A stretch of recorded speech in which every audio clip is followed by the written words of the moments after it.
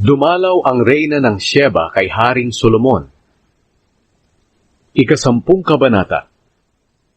Nang marinig ng reyna ng Sheba ang pagiging tanyag ni Solomon, na nakapagbigay ng karangalan sa Panginoon, pumunta siya kay Solomon para subukin ang karunungan nito sa pamamagitan ng mahihirap na tanong.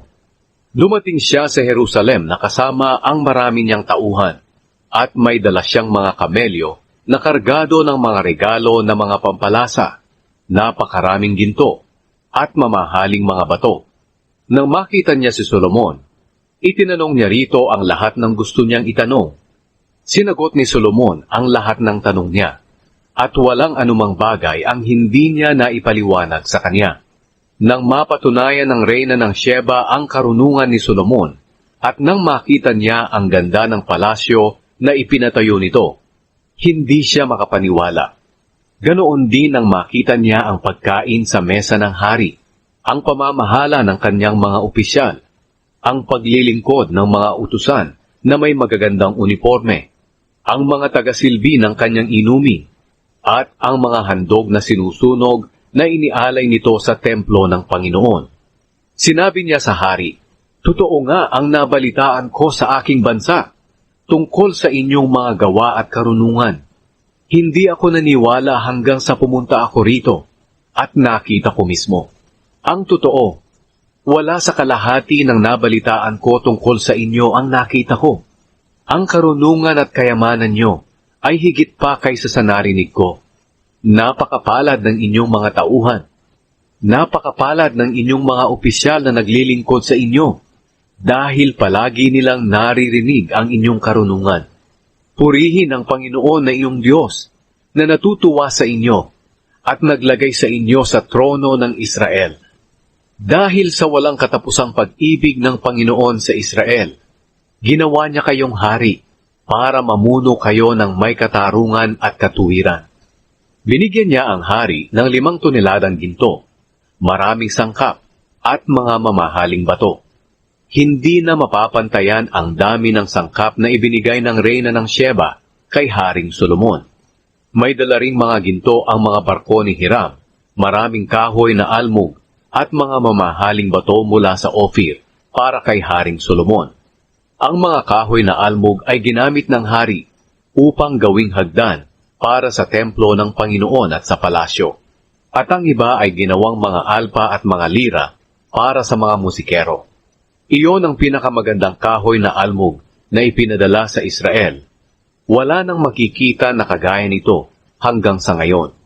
Ibinigay ni Haring Solomon sa reyna ng Sheba ang anumang hingin niya, bukod pa sa mga regalo na ibinigay ni Solomon sa kanya. Pagkatapos, umuwi na ang reyna kasama ang mga tauhan niya. Ang kayamanan ni Solomon. Taon-taon, tumatanggap si Solomon ng 23 toneladang ginto. Bukod pa rito ang mga buwis na galing sa mga negosyante, sa lahat ng hari ng Arabia at sa mga gobernador ng Israel. Nagpagawa si Haring Solomon ng 200 malalaking pananggalang na ang bawat isa ay nababalutan ng mga 7 kilong ginto.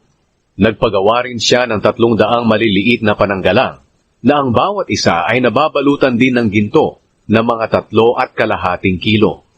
Pinalagay niya ang lahat ng ito sa bahagi ng palasyo na tinatawag na kagubatan ng Lebanon.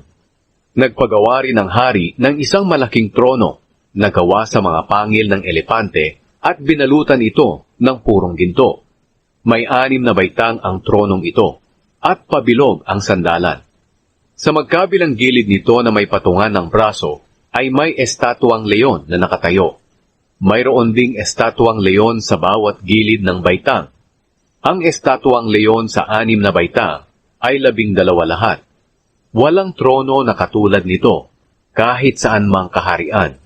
Ang lahat ng kopang inuman ni Haring Solomon ay purong ginto, at ang lahat ng gamit sa bahagi ng palasyo na tinatawag na kagubatan ng Lebanon ay purong ginto rin.